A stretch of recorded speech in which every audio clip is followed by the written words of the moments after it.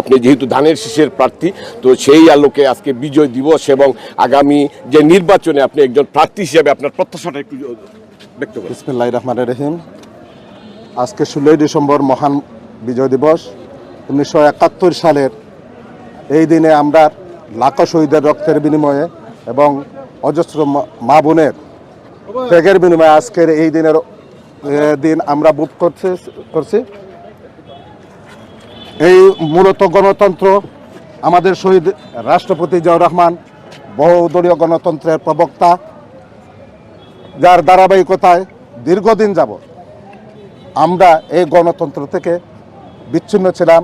আগামীতে এই গণতন্ত্রের জন্য আমাদের নেতা জননেতা তারেক রহমান একটাই জিনিস বলছেন, আমাদের একটাই স্লোগান আছে, আমার আগে আমরা, আমাদের আগে দেশ, ক্ষমতার আগে জনতা, সবার আগে বাংলাদেশ।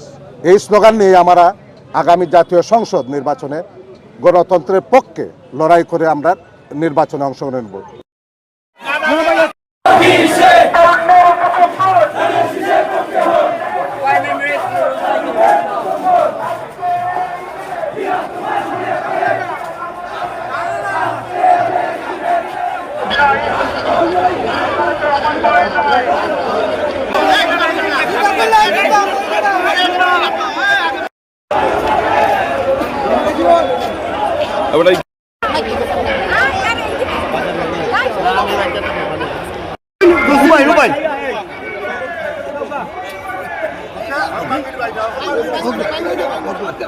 এর মাসে আমরা চাই বাংলাদেশ একটা শান্তি সমৃদ্ধিমূলক দেশ হোক, শান্তিপূর্ণ গণতন্ত্র ফিরে আসুক।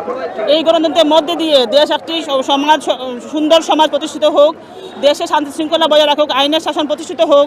এই ক্ষেত্রে আমরা ধানের শীষের বিজয় নিশ্চিত করার লক্ষ্যে ঐক্যবদ্ধভাবে দেশের জন্য কাজ করে সুনামগঞ্জ সহ বাংলাদেশের যত ধানের শীষ প্রতিকারী সবকে বিজয়ী করতে আমরা ঐক্যবদ্ধ থাকবো।